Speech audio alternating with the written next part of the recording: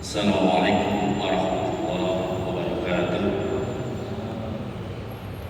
Alhamdulillah, alhamdulillahilladzi anzala Nabi Muhammadan sallallahu alaihi wasallam wa ja'ala al-islam alladzi tardahu, wa asyhadu an la ilaha illallah wahdahu la syarika lah, wa asyhadu anna Muhammadan abduhu wa rasuluhu la nabiyya ba'dahu basyiran wa nadhiran.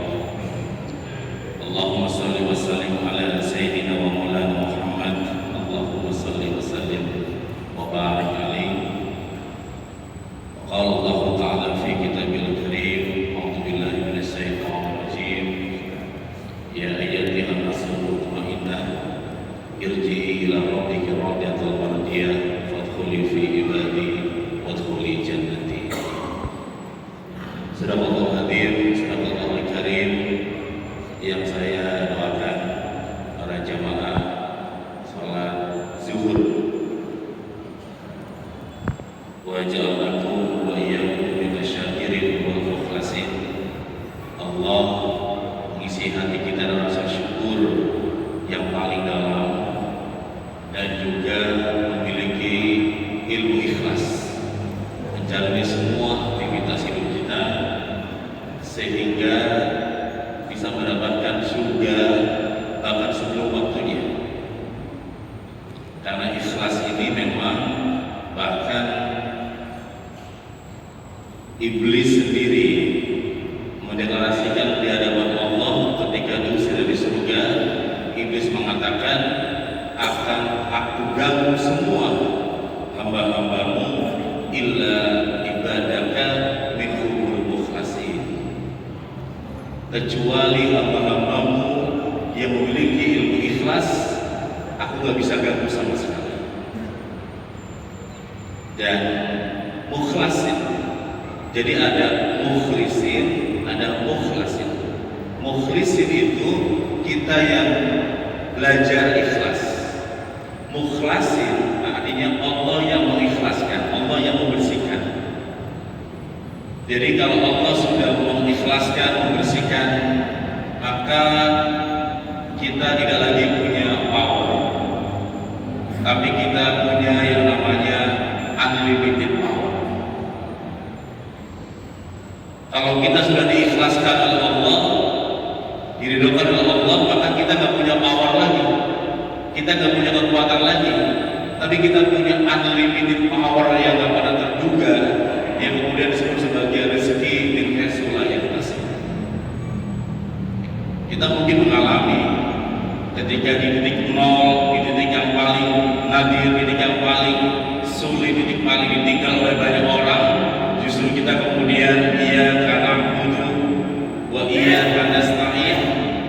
Pertama kata Allah, aku beribadah dulu, aku menyembah dulu, baru kemudian wa iyyaka nasta'in, wa iyyaka nasta'in. Jadi kita lakukan dulu baru kemudian memohon. Kita beribadah baru kemudian memohon kepada Allah. Wa iyyaka nasta'in, satu-satunya penolong, one and only, hanya Allah. Dan kadang-kadang orang menemukan ilmu ikhlas itu ketika di titik zero, titik yang paling nol, titik di mana kita sudah bekerja keras, sudah bekerja cerdas, sudah bekerja tuntas, sudah bekerja semaksimal mungkin, tapi tidak mendapatkan yang kita targetkan. Pada hari itulah satu-satunya jalan adalah iyyaka na'budu wa iyyaka nasta'in. Pada saat kita mengikhlaskan yang kita kejar, mungkin badan masih menolak dengan meneteskan air mata, tapi jiwa sudah terkoneksi dengan Allah, maka di berbagai riwayat mengatakan orang-orang yang sudah menemukan ilmu ikhlas, maka Allah akan mengirimkan para malaikat-malaikatnya dan membisikkan ke telinga-telinga hati-hati mereka, mengatakan janganlah kamu takut, janganlah kamu sedih. Maka wali Allah, orang-orang yang dimiliki Allah biasanya memiliki hal ini.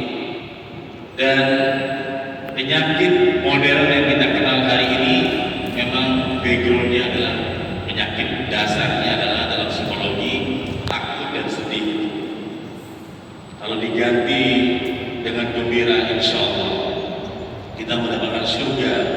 sebelum waktunya. Maksudnya sebelum mati pun sudah masuk surga. Ya, di dunia ini nikmat ibadah, nikmat sujud, nikmat berdoa, nikmat baca Quran, banyak yang bisa menikmati. Ya, nikmat dalam keluarga, ketika sedang dengan anak, menikmati suasana dengan anaknya, ketika sedang makan, menikmati suasana makannya. Bahkan salah satu kiai saya pernah ketika rapi pakai jas, pakai peci, saya pikir akan ceramah, ternyata mau makan itu pakai baju rapi. Kita bingung, santri pada bingung, kenapa kiai? Kamu tahu nggak, beras ini datang diolah oleh ratusan orang, dari petani ke tengkulak, ke pasar, sampai ke dapur, sampai ke santri, sampai meja saya. Dia menghormati makanan itu karena dia tahu prosesnya begitu panjang. Bahkan ilmunya yang begitu alim pun, kalau nggak ada ridhonya Allah, ikhlasnya Allah, nggak mungkin nasi itu didapat dia datang. Jadi dia menghormati begitu luar biasa. Kadang-kadang kalau kata orang tua kita, ya sampai nggak boleh ada nasi tersisa. Tapi survei membuktikan hari ini negara yang paling banyak sampah makanan ada dua. Nomor satu adalah Arab Saudi, nomor dua adalah Indonesia. Dulu lama saya undang ICB itu, di ICB Pusat itu, ternyata survei membuktikan itu. Maka sebagian yang pernah sering umroh atau haji, sering melihat kadang-kadang makan masih banyak, buang sampah ketika di Madinah atau di Arab itu. Ternyata ya salah satu membuat kekurangan beras sampai kita kemudian sampai ya di luar negeri. Bukan kurang yang petani, tapi kadang-kadang banyak makanan yang sisa. Makanan itu nggak dimakan tapi lebih, makannya banyak tapi nggak dimakan, dibuang. Itu yang terjadi. Akhirnya banyak sampah-sampah makanan itu, dan survei buktikan ternyata dua negara yang paling banyak, yaitu Arab Saudi, kedua Indonesia. Ya kalau diperas lagi ternyata dua negara itu mayoritas adalah Muslim. Nah kita ke diri kita masing-masing, ketika kita ke rumah tangga, kita lihat dapur kita, meja makan kita, kira-kira itu berpengaruh nggak membuang sampahnya? Atau makanan yang dimakan itu betul-betul habis yang dimakan ke dalam tubuh ini? Sahabat-sahabat terhormat,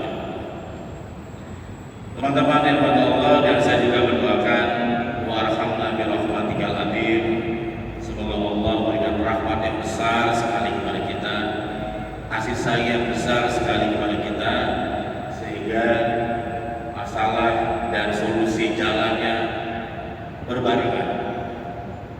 Ada teman bilang hidup kayaknya kalau ada masalah enak, tapi sesungguhnya kita nggak bisa lepas dari masalah. Bahkan ada yang bilang kalau jadi manusia masalah mulu ya, mendingan jadi selain manusia. Saya tanya, coba pilih jadi apa selain manusia? Jadi binatang, masalah juga, akan disembelih kan? Minimal pada saat Idul Adha. Jadi pohon, coba bayangkan jadi pohon, cari satu pohon yang paling disukai adalah pohon kelapa. Dan pohon kelapa ini dia pilih adalah kelapanya yang paling mulia, paling indah. Selama 2 tahun, 3 tahun nggak pernah turun. Pada tahun ketiga jatuh dari 10 meter. Kalau dibuat animasinya, ada telinga, ada mulut, kelapa jatuh sakitnya luar biasa. Baru saja merasakan sakit, anak kecil lari mengambil kelapa dan bilang kepada ibunya, "Bu, dapat kelapa Bu." Kata ibunya bilang apa? "Panggilin bapak, ambilin golok."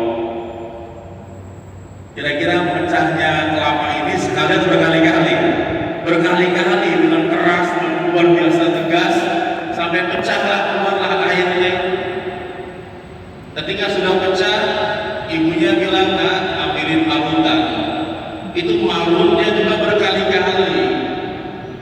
Ketika sudah parutan itu diperas sampai menjadi santan, dan santan ini mengatakan udah gak kuat lagi.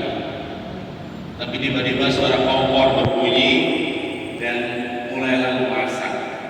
Pertanyaannya adalah santan ini digabungkan dengan masakan ketika panas atau dingin? Panas. Barulah menjadi nikmat. Jadi kalau kita melihat bertadabbur kepada pohon tersebut, kadang-kadang Allah itu memeras kita, peras terus sampai kemudian kita menemukan satu titik bahwa la haula wala quwwata illa billahil aliyyil azim. Diperas terus sampai kemudian kita sadar bahwa ya tidak ada kekuatan kecuali semuanya milik Allah. Pada saat itu kemudian kita merasa nothing, kita merasa nobody, kita merasa bukan siapa-siapa. Akhirnya kita menjadi hamba Allah yang betul-betul aksan.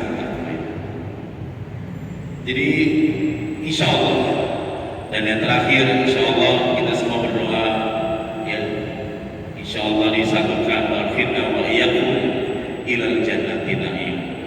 Allah satukan kita di surganya Allah ya bersama-sama. Amin Allahumma amin. Sahabat-sahabat dirahmati Allah, Rasulullah SAW pernah bersabda bahwa surga itu merindukan 4 kelompok. Ya mungkin kelompok ini kalau di dunia biasa aja, tapi ternyata surga merindukannya. Kata Nabi yang pertama adalah orang yang gemar membaca Al-Quran. Jadi gemar itu bukan hafalan. Al-Quran bisa menjadi teman yang sangat setia kepada dia. Handphone ini nggak ada berkahnya, tapi ketika diinstal Al-Quran dan kemudian Anda baca tiap hari menjadi berkah karena Al-Quran. Ya, rumah kadang-kadang berkahnya hampir kosong kalau nggak diisi oleh suara-suara Al-Quran. Tapi kemudian ada kaligrafi Al-Quran, anak kita baca Al-Quran, istri Anda baca Al-Quran, Anda juga baca Al-Quran, rumah jadi berkah. Sudah rumahnya enak, rumahnya besar, berkah lagi. Biasanya betah, benar. Ada juga rumah bagus, rumah enak, rumah nyaman, kelihatan dari gambar nyaman, tapi pas masuk gak betah. Jadi kalau rumah kita baik jannah, di rumah kita surga, bagaimana berkahnya dengan Al-Quran? Jadi ketika rumah itu selalu ada suara Al-Quran dibacakan oleh anak-anak kita penghuni di rumah tersebut, maka insya Allah menjadi berkah. Maka saya juga kepada Pak Heli dan teman-teman izinkan juga, saya lagi bangun pondok takfid di luar sebuah belakang Numpang Victor dekat Kodik Ladani.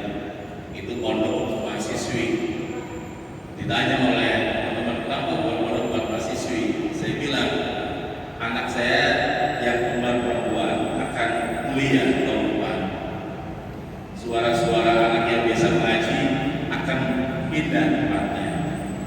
Saya bangun pondok itu biar suara ngaji lebih banyak lagi. Anak-anak dari Papua, dari Timur dan sebagainya, suara ngajinya akan muncul lagi. Anak saya keluar 2 dari rumah, yang datang anak-anak santri perempuan. Ini lebih dari 50. Jadi tetap biar berkah, suasana ini berkah. Nah, orang yang gemar baca Al-Quran itu ya nggak bisa lepas. Ada kesempatan lagi duduk santai, buka handphone, buka ayat. Lagi ada kesempatan di mobil sebentar, buka Al-Quran. Karena gemar. Nah, ketika sudah mencintai Al-Quran begitu luar biasa seperti itu, maka saraf mata telik kita, bahkan saraf refleks kita juga akhirnya melahirkan saraf ketenangan. Nggak harus datang ke tempat-tempat yang menenangkan, nggak harus minum kopi yang enak, nggak harus masuk ke tempat yang AC dan sebagainya. Kalau dia sudah terinstal Al-Quran dalam pikirannya, maka otak juga memberikan respon yang menenangkan.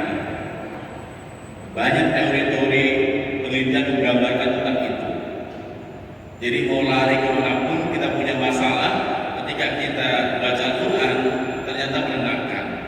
Bahkan ketika kasus COVID di Wuhan, orang-orang Muslim iklannya adalah minuman keras, alkohol. Muslim larinya kemana? Ternyata mereka punya healing. Healingnya kemana? Di masjid dan baca Al-Quran. Masjid dan baca Al-Quran ternyata berarti healing, memantulkan ke dalam 100 miliar saraf otak dia dan memantulkan kembali ke dalam ucapan dan membuat an-nasrul mutmainnah. Yang kedua kata Rasulullah SAW adalah orang yang menyebutkan surga adalah ya hafidul, atau yang bisa menjaga lisan, orang yang bisa menjaga lidah. Ini tidak mudah. Bahkan seorang nabi yang sangat besar, bahkan dikenal dengan nabi yang perkasa, Nabi Musa alaihissalam, ketika kemudian sudah belajar ke seorang guru, ya namanya Nabi Khidir, kata Nabi Khidir, kamu sulit wahai Musa belajar kepadaku. Saya sudah membawa kaumku menyeberangi, melewati Fir'aun, itu sudah kau lakukan, apalagi yang akan kamu ceritakan pasti saya bisa lakukan. Kata Nabi Khidir, belum tentu bisa yang ini, berat sekali. Bisa. Ya sudah, kalau siap, kamu siap jadi murid saya? Siap. Gak usah bicara, diam saja. Diminta Nabi Khidir suruh diam. Ternyata diam itu tidak semua orang bisa terus Nabi Musa. Ketika Nabi Khidir, Nabi Musa sedang berikhlas, sedang berjalan ke sebuah tempat, dan Nabi Khidir melubangi sebuah perahu, dan perahu itu kemudian kena air. Nabi Musa langsung protes,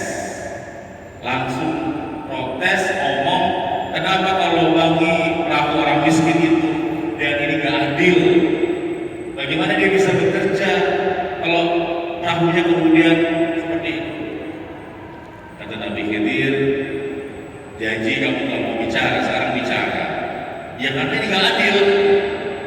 Kata Nabi Khidir, kalau tidak saya membagi perahu tersebut, akan datanglah perampok dan membawa perahu itu kabur ke pulau yang lain, dan orang di sini gak punya perahu sama sekali. Kalau saya membagi, maka perampok akan naik perahu yang lain, dan perahu orang di sini masih tetap tinggal di sini. Maka katanya di atas ilmu itu namanya ada hikmah. Dalam ilmu adalah hikmah. Tidak cukup sebatas pengetahuan, tapi hikmah. Sesuatu yang kadang-kadang bisa dipahami oleh otak biasa, tapi suprarasional. Nabi Khidir. Rasulullah SAW juga membuat garis besar bahwa fakul khairan, bicaralah yang baik-baik. Jika tidak ada, maka diam lebih baik. Kalau ada, bicaralah yang baik, tulis yang baik, tulis status yang baik. Jika tidak ada, tidak usah nulis sama sekali. Gak nulis pun adalah bagian dari ikhtiar kita untuk menjadi orang yang terbaik. Ya, gak ada apapun, gak ada tulisan yang bagus di Facebook, tulisan-tulisan. Tapi ada yang baik, tulislah. Ada berita baik di grup, sebarkan dari yang baik, itu salah paling. Itu sudah menjadi bagian dari garis besar bagaimana menjadi umat Rasulullah SAW yang bisa beradaptasi di era seperti ini, online dan sebagainya. Yang ketiga kata Rasulullah SAW adalah yang surga merindukan adalah orang-orang yang memberi makan kepada orang-orang yang kelaparan. Kita masih beruntung di Indonesia, puasa itu masih bisa merasakan buka puasa berbeda. Tapi sebagian daerah lain, negara lain, mau puasa mau enggak sama aja, nggak ada makanan sama sekali. Di daerah tertentu nggak puasa, nggak ada minuman juga. Ya, maka lebih baik puasa katanya. Kita puasa pas buka masih berbeda, ada minuman, makanan begitu banyak berlumpur. Di tempat lain, negara lain, negara tertentu nggak ada sama sekali. Maka orang-orang yang bisa menolong, biasa menolong, memberikan makan kepada orang yang membutuhkan, itu dicatat, dirindukan oleh surga. Dan yang terakhir adalah yang surga rindukan adalah mereka yang kemudian berpuasa di bulan suci Ramadan. Kenapa? Karena puasa Ramadan ini adalah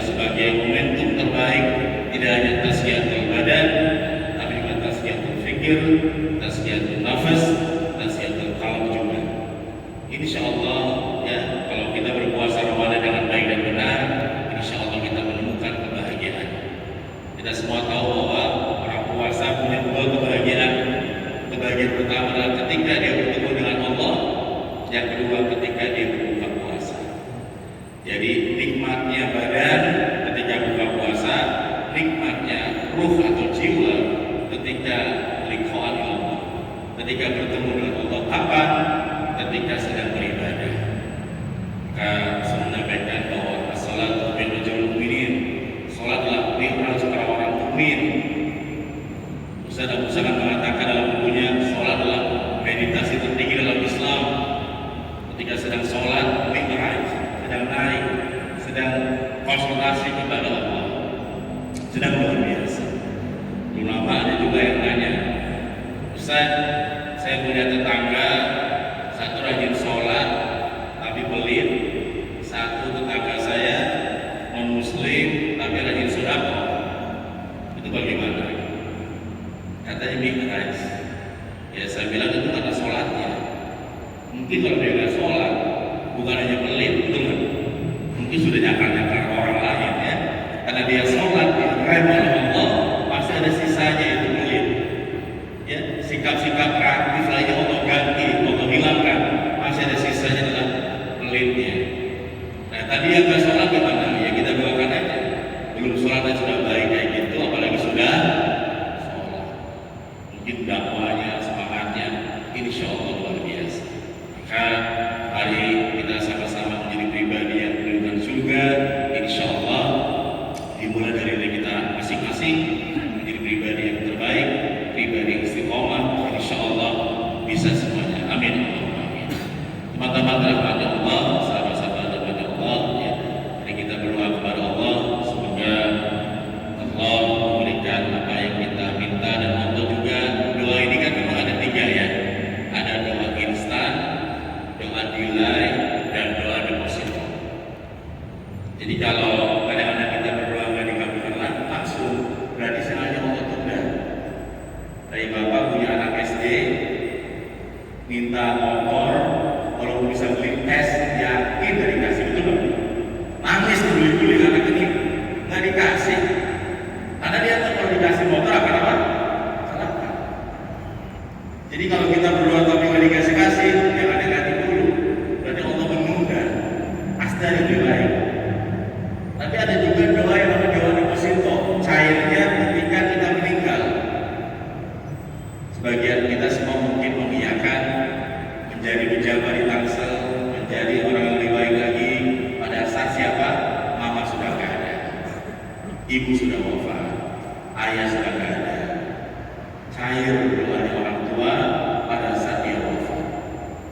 Jadi jangan minta Allah doanya instan semua, nanti nggak ada depositonya ya. Jadi kalau ditunda itu tetap harus husnuzon, harus berbaik sangka, karena Allah menunda yang lebih baik lagi. Kita mintanya bebas hutang dari bank, ternyata nggak dibebas hutang, berarti Allah punya rencana lain.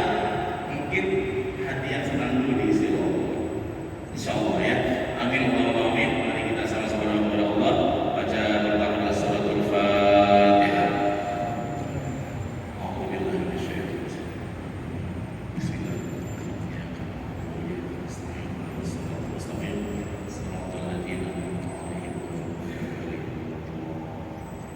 Allahumma salli ala sayyidina Muhammad, Allahumma salli wa sallim wa barik alaihi. Allahumma inna nas'aluka al-huda wa at-tuqa wal 'afiyata wal ghina. Allahumma inna na'udzubika min ilmi la yanfa'u wa min 'ainin la tadma'u wa min qalbi la yakhsha'u. Allahumma asturna bisrikal jamil. Allahumma asturna bisrikal jamil. Allahumma asturna bisrikal jamil. Allahumma arzuqna fawqa nabiyyin wa khifdal mursalin wa ilhamal malaikatil muqarrabin bi rahmatika ya arhamar rahimin. Allahumma rabbana atina fid dunya hasanah wa fil akhirati hasanah wa qina adzabannar wa qina adzabannar wa qina adzabannar wa akhirul Fatihah.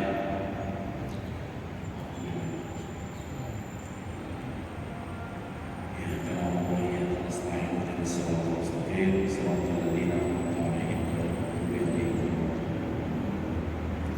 terakhir, Bapak-Ibu sekalian, boleh juga untuk saya Akoy dalam bahasa Yusuf ya. Akoy itu singkatan karena banyak orang salah mengira, dikira